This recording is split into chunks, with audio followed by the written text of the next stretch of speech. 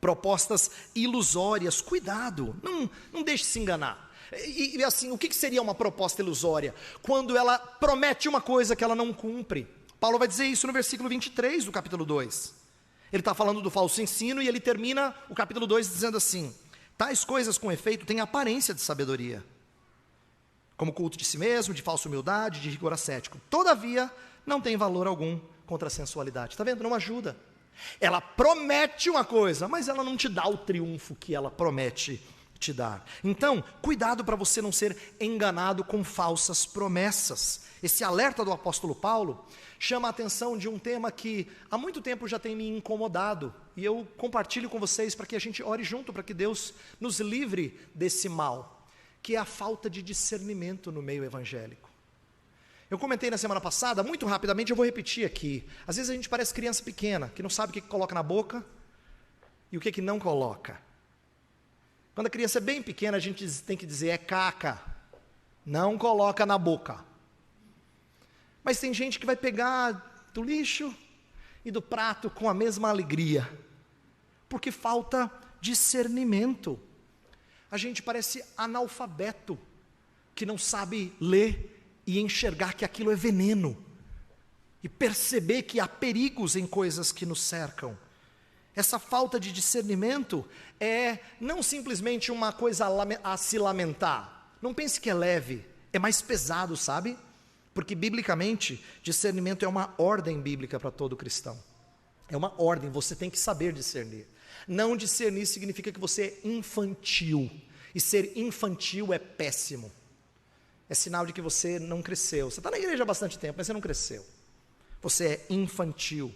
A Escritura, ela promete que Deus nos concede sabedoria se nós buscarmos. Mas a gente precisa aprender a separar a verdade do erro, a separar o certo do errado. Crentes têm que ser amadurecidos, atentos aos perigos, senão eles vão ser levados por todo vento de doutrina, como o apóstolo Paulo falou aos Efésios.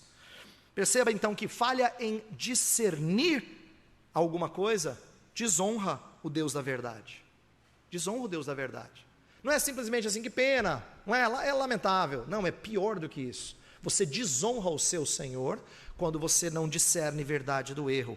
Falta de sabedoria despreza o Deus que nos dá graça para crescer. Se eu e você continuamos tolos e infantis, nós desprezamos o Deus que nos dá discernimento, que nos dá sabedoria, que nos dá graça. Há um livro muito interessante de um autor chamado Tim Challies sobre discernimento espiritual, e ele fala que discernimento espiritual discernimento é muito mal entendido no nosso meio. A gente às vezes acha que é assim, uma espécie de sexto sentido, né? Tem alguma coisa me cheirando mal aqui, como se fosse assim uma habilidade extraordinária. Ele fala assim, ó, instinto de mãe, né? A gente tem aquelas frases assim populares que a gente diz, ó, cheirou de longe, grande discernimento, não é? Mas isso, na verdade, torna o discernimento altamente subjetivo. Altamente subjetivo, depende da sua leitura e do seu juízo, de você já sabe, antes da pessoa falar uma palavra que não presta. Mas a pessoa não presta, viu? Cuidado com ela. Você conhece gente assim? Confia no seu taco? Já julgou antes de conhecer a pessoa? Então, olha só como é ruim esse tipo de discernimento, que nos faz tão críticos em relação às pessoas.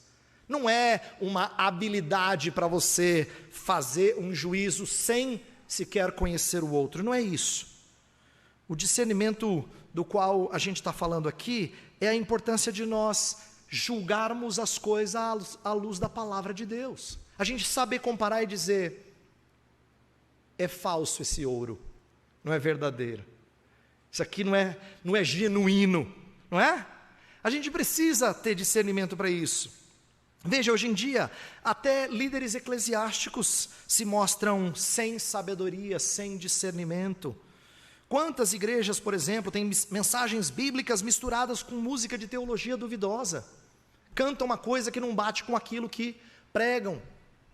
Quantas igrejas, por exemplo, mostram uma desconexão do culto? Razão pela qual a gente tem falado para vocês aqui há 2 anos sobre o porquê que a gente adora, confessa, agradece, é instruído na palavra, e as músicas se intercalam com esses atos do culto, é para não parecer uma conversa de doido, que a gente canta uma coisa aqui, depois canta outra que não tem nada a ver, e canta, e não tem diálogo com o Senhor. Nós falamos já sobre isso em mensagens anteriores, mas falta discernimento a muita gente, falta discernimento na hora de você apreciar a arte.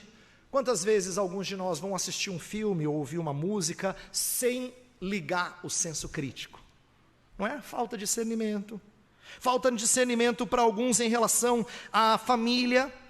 Por isso que pais justificam estar longe de casa, trabalhando duro para dar o melhor para os seus filhos. Falta discernimento. Falta discernimento no trabalho. Quantas vezes a gente vai atrás do nosso sonho antes do que no senso de serviço? A gente só se realiza quando o sonho é alcançado, esquecendo de que trabalho é prioritariamente serviço ao outro, ainda que não seja algo com o qual você sonhou. Mas a gente é enganado, falta discernimento.